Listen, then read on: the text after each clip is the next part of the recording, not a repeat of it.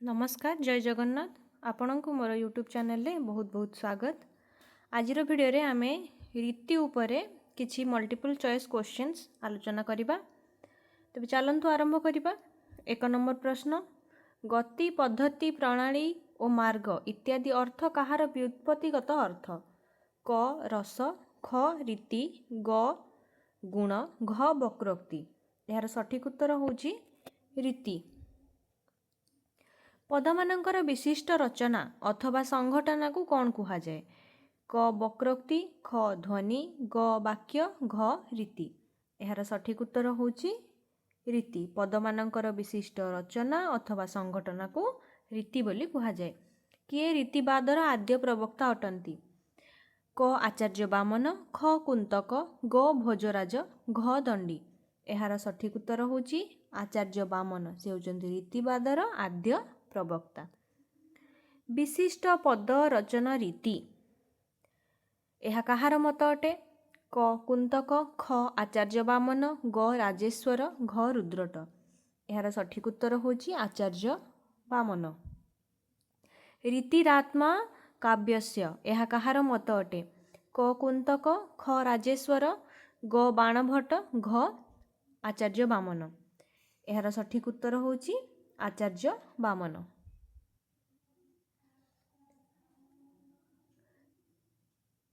रीतिरात्मा काव्यस यह केउं ग्रंथरु उद्धृत? क सरस्वती कंठाभरण, ख साहित्य दर्पण, ग काव्यालंकार सूत्र, घ ध्वन्यालोक। यार सठिक उत्तर होची काव्यालंकार सूत्र। रीतिर विशिष्ट वैशिष्ट्य कौन? क गुणयुक्तता, ख गुणमुक्तता, ग गुणहीनता, घ केउंठी बिनुह। यार सठिक उत्तर होची गुणयुक्तता। 10 गुण रे किए रीतिर आभास दर्शाइचंती? क कुंतक, ख बामन, ग भरतमुनि, घ रुद्रट। यार सठिक उत्तर होची भरतमुनि। से होची कौन करचंती 10टी गुण रे रीतिर आभास दर्शाइचंती। केउं केउं आलंकारिक 10 गुण को रीतिर मूल तत्व रूपे ग्रहण करिचंती? कुंतक ओ बाणभट्ट, ख आनंदवर्धन ओ राजेश्वर, ग रुद्रट ओ भामह, घ आचार्य बामन ओ दंडी। यार सठिक उत्तर होची घ आचार्य बामन ओ दंडी। विशिष्ट पद संघटना रीति ही यह कहार मत? क रुद्रट, ख आनंदवर्धन, ग दंडी, घ बामन। यार सठिक उत्तर होची आनंदवर्धन। विशिष्ट पद संघटना रीति यह होची आनंदवर्धनकर मत। वचन विन्यास क्रम रीति यह कहार मत? क कुंतक, ख दंडी, ग बामन, घ राजेश्वर। यार सठिक उत्तर होची राजशेखर।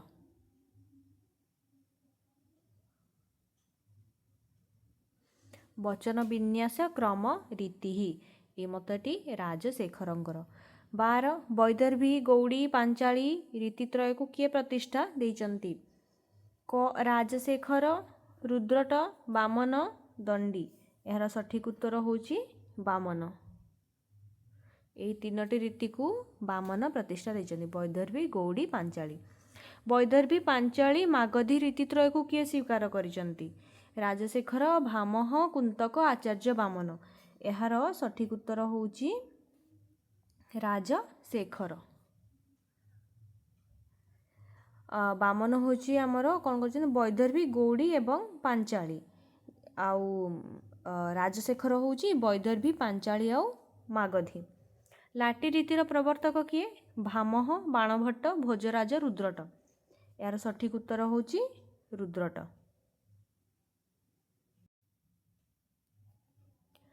किए अवंती, मागधी और लाटी नामक तीनोटी रीति को स्वीकार करती?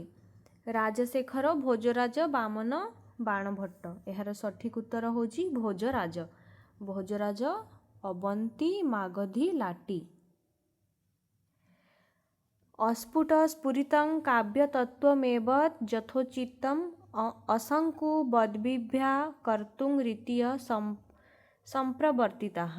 ध्वनि सिद्धांतर प्रवर्तक आनंदवर्धन परोक्ष भाव में यही पंक्ति माध्यम कहार प्रशंसा करी अछंती? ରାଜଶେଖର, ଦଣ୍ଡୀ, ଆଚାର୍ଯ୍ୟ ବାମନ, କୁନ୍ତକ। ଏହାର ସଠିକ୍ ଉତ୍ତର ହେଉଛି ଆଚାର୍ଯ୍ୟ ବାମନ। ଗୁଣକୁ ଶବ୍ଦ ଗୁଣ ଓ ଅର୍ଥ ଗୁଣ ଭେଦରେ କିଏ ଦ୍ୱିଧା ବିଭକ୍ତ କରିଛନ୍ତି? କ କୁନ୍ତକ, ଖ ବାମନ, ଗ ରୁଦ୍ରଟ, ଘ ଦଣ୍ଡୀ।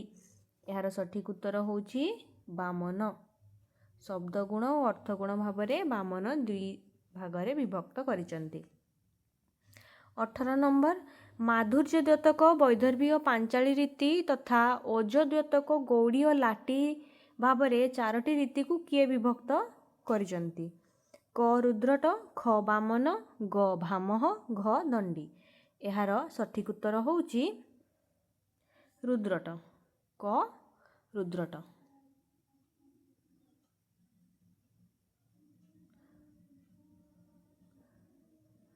କୁନ୍ତକ ରୀତିର କେତୋଟି ମାର୍ଗ ନିର୍ଦ୍ଦେଶିତ କରିଛନ୍ତି? କ 4, ଖ 3, ଗ 2, ଘ 5। ଏହାର ସଠିକ୍ ଉତ୍ତର ହେଉଛି 3। ରୀତିର 3ଟି ମାର୍ଗ ସେ ନିର୍ଦ୍ଦେଶିତ କରିଛନ୍ତି। କିଏ? କୁନ୍ତକ। ସୁକୁମାର ମାର୍ଗ, ବିଚିତ୍ର ମାର୍ଗ ଓ ମଧ୍ୟମ ମାର୍ଗ ନାମକ 3ଟି ମାର୍ଗକୁ କିଏ ନିର୍ଦ୍ଦେଶିତ କରିଛନ୍ତି? ରୁଦ୍ରଟ, ଦଣ୍ଡୀ, ବାମନ, କୁନ୍ତକ। ଏହାର ସଠିକ୍ ଉତ୍ତର ହେଉଛି କୁନ୍ତକ। ସୁକୁମାର ମାର୍ଗ, ବିଚିତ୍ର ମାର୍ଗ, ମଧ୍ୟମ ମାର୍ଗ କିଏ କରିଛନ୍ତି? କୁନ୍ତକ କରିଛନ୍ତି। ମାଗଧୀ, ଅବନ୍ତିକା ନାମକ 2ଟି ନୂତନ ରୀତିର ଅବତାରଣା କିଏ କରିଛନ୍ତି? ଭାମହ, ଭୋଜରାଜ, କୁନ୍ତକ, ବାମନ। ଏହାର ସଠିକ୍ ଉତ୍ତର ହେଉଛି ଭୋଜରାଜ। ରୀତିର ସଞ୍ଜୀବନୀ ଶକ୍ତି କିଏ ଅଟେ? ପ୍ରସାଦ ଗୁଣ, ଓଜ ଗୁଣ, ମାଧୁର୍ଯ୍ୟ ଗୁଣ, ପ୍ରସାଦ ଓଜ ଗୁଣ। ଏହାର ସଠିକ୍ ଉତ୍ତର ହେଉଛି ପ୍ରସାଦ ଗୁଣ। ରୀତିର ସଞ୍ଜୀବନୀ ଶକ୍ତି ପ୍ରସାଦ ଗୁଣ ଅଟେ। ବୈଦର୍ଭୀ ଓ ଗୌଡ଼ୀ ଏହି ଦୁଇ ରୀତିକୁ କିଏ ସ୍ୱୀକାର କରିଛନ୍ତି? ମମ୍ମଟ, କୁନ୍ତକ, ଭାମହ, ଆନନ୍ଦବର୍ଦ୍ଧନ। ଏହାର ସଠିକ୍ ଉତ୍ତର ହେଉଛି ଭାମହ। ବୈଦର୍ଭୀ ଓ ଗୌଡ଼ୀ। ରୀତି ବିଭାଗୀକରଣ କରିବାକୁ ଯାଇ କିଏ ବୈଦର୍ଭୀ, ଗୌଡ଼ୀ, ପାଞ୍ଚାଳୀ ଭେଦରେ ତ୍ରିଧା ବିଭକ୍ତ କରିଛନ୍ତି? ବୈଦର୍ଭୀ, ଗୌଡ଼ୀ ଆଉ ପାଞ୍ଚାଳୀ ଏହି 3 ଭାଗରେ କିଏ ବିଭାଗୀକରଣ କରିଛନ୍ତି? ମମ୍ମଟ, ଭାମହ, କୁନ୍ତକ, ବାମନ। ଏହାର ସଠିକ୍ ଉତ୍ତର ହେଉଛି ବାମନ। ବୈଦର୍ଭୀ, ଗୌଡ଼ୀ, ପାଞ୍ଚାଳୀ ଓ ଲାଟି ଭାବରେ ରୀତିକୁ 4 ଭାଗରେ କିଏ ବିଭକ୍ତ କରିଛନ୍ତି? କ ରୁଦ୍ରଟ ଓ ବିଶ୍ୱନାଥ କବିରାଜ, ଭୋଜରାଜ, ଆନନ୍ଦବର୍ଦ୍ଧନ, କୁନ୍ତକ। ଏହାର ସଠିକ୍ ଉତ୍ତର ହେଉଛି କ ରୁଦ୍ରଟ ଏବଂ ବିଶ୍ୱନାଥ କବିରାଜ ବୈଦର୍ଭୀ, ଗୌଡ଼ୀ, ପାଞ୍ଚାଳୀ, ଲାଟି 4 ଭାଗରେ ରୀତିକୁ ବିଭକ୍ତ କରିଛନ୍ତି। ବୈଦର୍ଭୀ, ଗୌଡ଼ୀ, ପାଞ୍ଚାଳୀ, ଲାଟି, ଅବନ୍ତୀ, ମାଗଧୀ ଭାବରେ ରୀତିକୁ 6 ଭାଗରେ କିଏ ବିଭକ୍ତ କରିଛନ୍ତି? ବିଶ୍ୱନାଥ କବିରାଜ, ରୁଦ୍ରଟ, ଭୋଜରାଜ, କୁନ୍ତକ। ଏହାର ସଠିକ୍ ଉତ୍ତର ହେଉଛି ଭୋଜରାଜ। ସେ ହେଉଛି 6 ଭାଗରେ ବିଭକ୍ତ କରିଛନ୍ତି। 4 ଭାଗରେ କିଏ କରିଛନ୍ତି? ରୁଦ୍ରଟ ଏବଂ ବିଶ୍ୱନାଥ କବିରାଜ। ଅସମସା, ମଧ୍ୟମ ସମାସ, ଦୀର୍ଘ ସମାସ ଭେଦରେ ରୀତିକୁ 3 ଭାଗରେ କିଏ ବିଭକ୍ତ କରିଛନ୍ତି? ଆନନ୍ଦବର୍ଦ୍ଧନ, କୁନ୍ତକ, ବାମନ, ମମ୍ମଟ। ଏହାର ସଠିକ୍ ଉତ୍ତର ହେଉଛି ଆନନ୍ଦବର୍ଦ୍ଧନ। ସୁକୁମାର ମାର୍ଗ, ବିଚିତ୍ର ମାର୍ଗ ଓ ମଧ୍ୟମ ମାର୍ଗ ଭେଦରେ ରୀତିକୁ 3 ଭାଗରେ କିଏ ବିଭକ୍ତ କରିଛନ୍ତି? ଆନନ୍ଦବର୍ଦ୍ଧନ, ବାମନ, ମମ୍ମଟ, କୁନ୍ତକ। ଏହାର ସଠିକ୍ ଉତ୍ତର ହେଉଛି କୁନ୍ତକ। ପୁରୁଷା, କୋମଳା, ଉପନାଗରିକା ଭେଦରେ ରୀତିକୁ 3 ଭାଗରେ କିଏ ବିଭକ୍ତ କରିଛନ୍ତି? କୁନ୍ତକ, ମମ୍ମଟ, ବାମନ, ଆନନ୍ଦବର୍ଦ୍ଧନ। ଏହାର ସଠିକ୍ ଉତ୍ତର ହେଉଛି ମମ୍ମଟ। ବିଶେଷତଃ ମାଧୁର୍ଯ୍ୟ ଗୁଣକୁ କେଉଁ ରୀତି ଆଶ୍ରୟ କରିଥାଏ? ଗୌଡ଼ୀ, ବୈଦର୍ଭୀ, ଲାଟି, ପାଞ୍ଚାଳୀ। ଏହାର ସଠିକ୍ ଉତ୍ତର ହେଉଛି ବୈଦର୍ଭୀ। ମାଧୁର୍ଯ୍ୟ ଗୁଣକୁ ଆଶ୍ରୟ କିଏ କରିଥାଏ? ବୈଦର୍ଭୀ ରୀତି। ଓଜ ଗୁଣକୁ କେଉଁ ରୀତି ଆଶ୍ରୟ କରିଥାଏ? ବୈଦର୍ଭୀ, ଗୌଡ଼ୀ, ପାଞ୍ଚାଳୀ, ଲାଟି। ଏହାର ସଠିକ୍ ଉତ୍ତର ହେଉଛି ଗୌଡ଼ୀ। ମାଧୁର୍ଯ୍ୟ ଗୁଣକୁ ବୈଦର୍ଭୀ, ଓଜ ଗୁଣକୁ ଗୌଡ଼ୀ। ବିଶେଷତଃ ପ୍ରସାଦ ଗୁଣକୁ କେଉଁ ରୀତି ଆଶ୍ରୟ କରିଥାଏ? ଲାଟି, ବୈଦର୍ଭୀ, ଗୌଡ଼ୀ, ପାଞ୍ଚାଳୀ ରୀତି। ଏହାର ସଠିକ୍ ଉତ୍ତର ହେଉଛି ପାଞ୍ଚାଳୀ ରୀତି। ପ୍ରସାଦ ଗୁଣକୁ ପାଞ୍ଚାଳୀ ରୀତି ଆଶ୍ରୟ କରିଥାଏ। ବିଶେଷତଃ ମାଧୁର୍ଯ୍ୟ ଓ ପ୍ରସାଦ ଗୁଣ ଦ୍ୱୟକୁ କେଉଁ ରୀତି ଆଶ୍ରୟ କରିଥାଏ? ଗୌଡ଼ୀ ରୀତି, ପାଞ୍ଚାଳୀ ରୀତି, ଲାଟି ରୀତି, ବୈଦର୍ଭୀ ରୀତି। ଏହାର ସଠିକ୍ ଉତ୍ତର ହେଉଛି ଲାଟି ରୀତି। ଲାଟିରେ ଦୁଇଟି ଗୁଣ ରହୁଛି, କ'ଣ? ମାଧୁର୍ଯ୍ୟ ଏବଂ ପ୍ରସାଦ। ମାଧୁର୍ଯ୍ୟ ବ୍ୟଞ୍ଜ କୈବର୍ଣ୍ଣେ ରଚନା ଲଳିତାତ୍ମିକା ଆବୃତ୍ତିରଳ୍ପ ବୃତ୍ତିର୍ବା ବୈଦର୍ଭୀ ରୀତି ରୁଚ୍ୟତେ। ଆଳଙ୍କାରିକ ବିଶ୍ୱନାଥ କବିରାଜ ତାଙ୍କର କେଉଁ ଗ୍ରନ୍ଥରେ ଏହି ମତ ଉଲ୍ଲେଖ କରିଛନ୍ତି? ଧନ୍ୟାଲୋକ, ସାହିତ୍ୟ ଦର୍ପଣ, ଅଭିନବ ଭାରତୀ, ସରସ୍ୱତୀ କଣ୍ଠାଭରଣ। ଏହାର ସଠିକ୍ ଉତ୍ତର ହେଉଛି ସାହିତ୍ୟ ଦର୍ପଣ।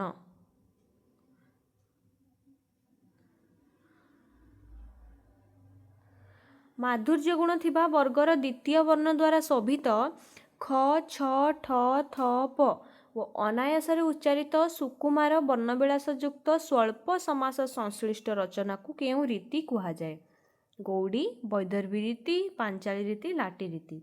ଏହାର ସଠିକ୍ ଉତ୍ତର ହେଉଛି ବୈଦର୍ଭୀ ରୀତି। ଓଜ ପ୍ରକାଶୈକେ ବର୍ଣ୍ଣେନ୍ଧବ ଆଡ଼ମ୍ବରଃ ପୁନଃ ସମାସ ବହୁଳା ଗୌଡ଼ି। ଗୌଡ଼ି ରୀତି ସମ୍ପର୍କରେ ଏହି ମନ୍ତବ୍ୟ କାହାର ଅଟେ? ବାମନ, ଆନନ୍ଦବର୍ଦ୍ଧନ, ବିଶ୍ୱନାଥ କବିରାଜ, ଅଭିନବ ଗୁପ୍ତ।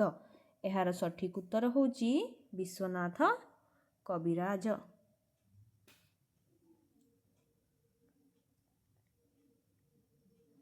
ପରବର୍ତ୍ତୀ ପ୍ରଶ୍ନ, ଓଜଃ ଗୁଣ ପ୍ରକାଶକ ବର୍ଗର ଚତୁର୍ଥ ବର୍ଣ୍ଣ ଘ, ଝ, ଢ, ଧ ଆଉ ଭ ଇଏ ହେଉଛନ୍ତି ବର୍ଗର ଚତୁର୍ଥ ବର୍ଣ୍ଣ ଏବଂ କଠୋର ବର୍ଣ୍ଣ ଟ, ଠ, ଡ, ଢ, ତାଲବ୍ୟ ମୂର୍ଧନ୍ୟସ ଇତ୍ୟାଦି ଉଚ୍ଚାରଣ କ୍ଳିଷ୍ଟ ଆଡ଼ମ୍ବରପୂର୍ଣ୍ଣ ବର୍ଣ୍ଣବିଳାସ ତଥା ସମାସ ବହୁଳ ରଚନାକୁ କେଉଁ ରୀତି କୁହାଯାଏ? ଲାଟି ନା ପାଞ୍ଚାଳି ନା ବୈଦର୍ଭୀ ନା ଗୌଡ଼ି? ଏହାର ସଠିକ୍ ଉତ୍ତର ହେଉଛି ଏହାକୁ ଗୌଡ଼ି ରୀତି ବୋଲି କୁହାଯାଏ। ବର୍ଣ୍ଣୈ ଶେଷୈ ପୁନର୍ଦ୍ୱୟଃ ସମସ୍ତ ପଞ୍ଚପଦୋଃ ବନ୍ଧ ପାଞ୍ଚାଳିକା ମତା। ସାହିତ୍ୟ ଦର୍ପଣ କତ। ପାଞ୍ଚାଳି ରୀତି ସମ୍ପର୍କରେ ଏହି ମତ କାହାର? ବିଶ୍ୱନାଥ କବିରାଜ, ଆନନ୍ଦବର୍ଦ୍ଧନ, ବାମନ, ଦଣ୍ଡୀ। ଏହାର ସଠିକ୍ ଉତ୍ତର ହେଉଛି ବିଶ୍ୱନାଥ କବିରାଜ। ବୈଦର୍ଭୀ ଗୌଡ଼ି ରୀତି ପାଇଁ ଅଭିପ୍ରେତ ଥିବା ବର୍ଣ୍ଣଗୁଡ଼ିକ ବ୍ୟତୀତ ଅବଶିଷ୍ଟ ବର୍ଣ୍ଣଯୁକ୍ତ 5 ବା 6 ପଦ ବିଶିଷ୍ଟ ସମାସ ଦ୍ୱାରା ସଂଶ୍ଳିଷ୍ଟ ରଚନାକୁ କେଉଁ ରୀତି କୁହାଯାଏ? ଲାଟି, ବୈଦର୍ଭୀ, ଗୌଡ଼ି, ପାଞ୍ଚାଳି। ଏହାର ସଠିକ୍ ଉତ୍ତର ହେଉଛି ପାଞ୍ଚାଳି। ଲାଟି ତୁ ରୀତି ବୈଦର୍ଭୀ ପାଞ୍ଚାଲୋରନ୍ତରେ ସ୍ଥିତା। ଏହା ସାହିତ୍ୟ ଦର୍ପଣୋକ୍ତ କାହାର ମତ ଅଟେ? ବିଶ୍ୱନାଥ କବିରାଜ, ଆନନ୍ଦବର୍ଦ୍ଧନ, ଦଣ୍ଡୀ, ବାମନ। ଏହାର ସଠିକ୍ ଉତ୍ତର ହେଉଛି ବିଶ୍ୱନାଥ କବିରାଜ। ବୈଦର୍ଭୀ ଓ ପାଞ୍ଚାଳି ନିୟମାନୁସାରୀ ରଚନାକୁ କେଉଁ ରୀତି କୁହାଯାଏ? ପାଞ୍ଚାଳି, ଗୌଡ଼ି, ଲାଟି, ବୈଦର୍ଭୀ। ଏହାର ସଠିକ୍ ଉତ୍ତର ହେଉଛି ଲାଟି। ଶୃଙ୍ଗାର, କରୁଣ, ଶାନ୍ତରସ ପ୍ରତିପାଦନ ନିମିତ୍ତ କେଉଁ ରୀତି ଅବଲମ୍ବନ କରାଯାଏ? ଗୌଡ଼ି, ବୈଦର୍ଭୀ, ଲାଟି, ପାଞ୍ଚାଳି। ଏହାର ସଠିକ୍ ଉତ୍ତର ହେଉଛି ବୈଦର୍ଭୀ। ବୀର, ରୌଦ୍ର ଓ ବିଭତ୍ସ ରସ ପ୍ରତିପାଦନ ନିମିତ୍ତ କେଉଁ ରୀତି ଅବଲମ୍ବନ କରାଯାଏ? ବୈଦର୍ଭୀ, ଲାଟି, ପାଞ୍ଚାଳି, ଗୌଡ଼ି। ଏହାର ସଠିକ୍ ଉତ୍ତର ହେଉଛି ଗୌଡ଼ି।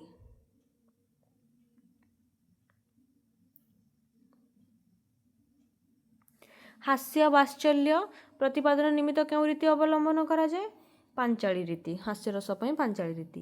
କାଳିଦାସ, ଶ୍ରୀହର୍ଷ ମୁଖ୍ୟତଃ କେଉଁ ରୀତି ଆଧାରରେ ତାଙ୍କ କାବ୍ୟ ରଚନାରେ ମୁଖ୍ୟତଃ କେଉଁ ରୀତିକୁ ଗୁରୁତ୍ୱ ଦେଇଛନ୍ତି? ଲାଟି ରୀତି, ପାଞ୍ଚାଳି ରୀତି, ବୈଦର୍ଭୀ ରୀତି, ଗୌଡ଼ି ରୀତି। ଏହାର ସଠିକ୍ ଉତ୍ତର ହେଉଛି ବୈଦର୍ଭୀ ରୀତି।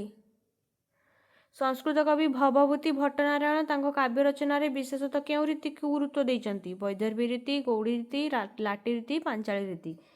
ଏହାର ସଠିକ୍ ଉତ୍ତର ହେଉଛି ଗୌଡ଼ି ରୀତି। କାଳିଦାସ, ଶ୍ରୀହର୍ଷ ହେଉଛି ବୈଦର୍ଭୀ ଆଉ ଭବଭୂତି ଭଟ୍ଟନାରାୟଣ ହେଉଛି ଗୌଡ଼ି ରୀତି।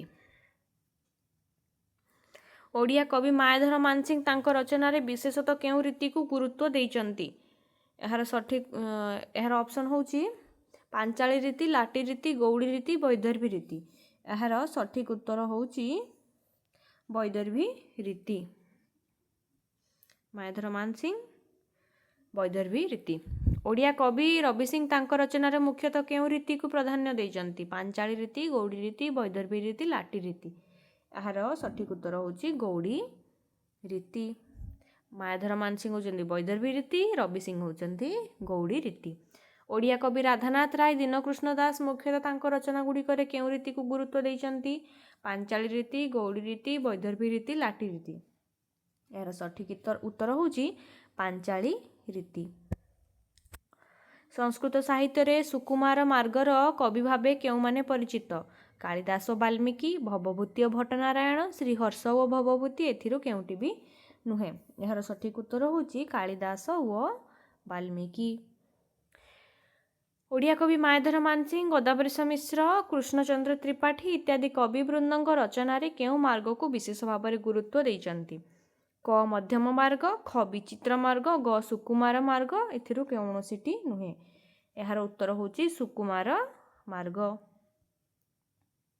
ଉପେନ୍ଦ୍ର ଭଞ୍ଜ, ଅଭିମନ୍ୟୁ ସାମନ୍ତ ସିଂହାର ତଥା ଅନ୍ୟାନ୍ୟ ରୀତିଯୁଗ ଓଡ଼ିଆ କବିକୁଳ ତାଙ୍କ ରଚନାବଳୀରେ ମୁଖ୍ୟତଃ କେଉଁ ମାର୍ଗକୁ ପ୍ରାଧାନ୍ୟ ଦେଇଛନ୍ତି? ବିଚିତ୍ର ମାର୍ଗ, ମଧ୍ୟମ ମାର୍ଗ, ସୁକୁମାର ମାର୍ଗ, ଏଥିରୁ କୌଣସିଟି ବି ନୁହେଁ। ଏହାର ସଠିକ୍ ଉତ୍ତର ହେଉଛି ବିଚିତ୍ର ମାର୍ଗ। ଯେଉଁ ମଧ୍ୟଯୁଗୀୟ କବିମାନେ ବା ରୀତିଯୁଗ କବିମାନେ କେଉଁଟାକୁ ଦେଇଛନ୍ତି ବିଶେଷ ଧ୍ୟାନ? ବିଚିତ୍ର ମାର୍ଗକୁ। ଓଡ଼ିଆ ସାହିତ୍ୟର ରାଧାନୃତ୍ୟ ଯୁଗର ଅନ୍ୟତମ ବିଶିଷ୍ଟ କବି ଗଙ୍ଗାଧର ମେହେର ତାଙ୍କ କାବ୍ୟ କବିତାରେ ବିଶେଷତଃ କେଉଁ ମାର୍ଗକୁ ଗୁରୁତ୍ୱ ଦେଇଛନ୍ତି? ବିଚିତ୍ର ସୁକୁମାର ମାର୍ଗ, ବିଚିତ୍ର ମାର୍ଗ, ସୁକୁମାର ମାର୍ଗ, ମଧ୍ୟମ ମାର୍ଗ। ଏହାର ସଠିକ୍ ଉତ୍ତର ହେଉଛି ମଧ୍ୟମ ମାର୍ଗ। ବର୍ଗର ଦ୍ୱିତୀୟ ବର୍ଣ୍ଣ ଖ, ଛ, ଠ, ଥ, ପ ଦ୍ୱାରା ବିଶେଷ ଭାବେ କେଉଁ ରୀତି ବିଶୋଭିତ? ବୈଦର୍ଭୀ, ଗୌଡ଼ି, ଲାଟି, ପାଞ୍ଚାଳି। ବର୍ଗର ଦ୍ୱିତୀୟ ବର୍ଣ୍ଣ। ଏହାର ସଠିକ୍ ଉତ୍ତର ହେଉଛି ବୈଦର୍ଭୀ ରୀତି। କେଉଁ ରୀତି ଆଡ଼ମ୍ବରପୂର୍ଣ୍ଣ ଅଟେ? ଲାଟି, ପାଞ୍ଚାଳି, ଗୌଡ଼ି, ବୈଦର୍ଭୀ। ଏହାର ସଠିକ୍ ଉତ୍ତର ହେଉଛି ଗୌଡ଼ି। ସମାସ ସହ ଅନୁପ୍ରାସକୁ ରୀତିର ମୂଳତତ୍ତ୍ୱ ବୋଲି କିଏ ସ୍ୱୀକାର କରିଛନ୍ତି? ଭୋଜରାଜ, ରାଜଶେଖର, ବିଶ୍ୱନାଥ କବିରାଜ, ବାମନ। ଏହାର ସଠିକ୍ ଉତ୍ତର ହେଉଛି ରାଜଶେଖର। ସମାସ ସହିତ ଅନୁପ୍ରାସକୁ। ଲତା କୁଞ୍ଜମ ଗୁଞ୍ଜମ ନଦବଦଳି ପୁଞ୍ଜମ ଚପଳୟମ୍ ସମାଲିଙ୍ଗନ୍ମଙ୍ଗମ ଦ୍ରୁତରେ ମନଙ୍ଗମ ପ୍ରବଳୟମ୍ ମରୁନ୍ମନ୍ଦମ ମନ୍ଦମ ଜଳିତ ମରବିନ୍ଦମ ତରଳୟମ୍ ରନ୍ଦବୃନ୍ଦମ ବିନ୍ଦମ କିରତି ମକରନ୍ଦମ ଦିଶି ଦିଶି। ଏହା କେଉଁ ରୀତିରେ ରଚିତ? ଏହାର ସଠିକ୍ ଉତ୍ତର ହେଉଛି ବୈଦର୍ଭୀ ରୀତି। ଏହି ସହକାର ତଳେ ସେଦିନ ପ୍ରିୟାର କଙ୍କଣ ଭିଡ଼ିଥିଲା ମୋ ଗଳେ। ଚାନ୍ଦିନୀ ରାତି ଉଠିଥିଲା ମାତି ମଳୟ ପରଶ ପାଇ ବନପକ୍ଷୀ ଦୂରେ କରୁଣ ମଧୁରେ ଯାଉଥିଲା କିବା ଗାଇ। ଜ୍ୟୋତ୍ସ୍ନା ଓ ଛାୟା ରଚିଥିଲା ମାୟା ଚିତ୍ର ସେ ତରୁ ତଳେ ସହଚରୀ ମୋର ପ୍ରାଣ ବିଭୋରେ ଭିଡ଼ିଥିଲା ମୋର ଗଳେ। ଏହା କେଉଁ ରୀତିରେ ରଚିତ?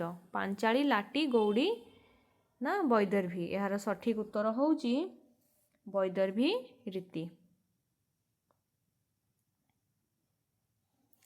ଜଟାକଟା ହଂସଂ ଭ୍ରମଂ ଭ୍ରମଂ ନିର୍ଲିପଂ ନିର୍ଝରି ବିଲ୍ୱଳ ବୀଚି ବଲ୍ଲରୀ ବିରାଜମାନ ମୂର୍ଧନି ଧଗତ୍ ଧଗତ୍ ଧଗତ୍ ଜ୍ୱଳ ଲଲାଟପଟ ପାବକେ କିଶୋର ଚନ୍ଦ୍ର ଶେଖରେ ରତିଃ ପ୍ରତିକ୍ଷଣଂ ମମମ୍। ଏହି ପଂକ୍ତିଟି କେଉଁ ରୀତିରେ ରଚିତ? ଏହାର ସଠିକ୍ ଉତ୍ତର ହେଉଛି ଗୌଡ଼ି ରୀତି।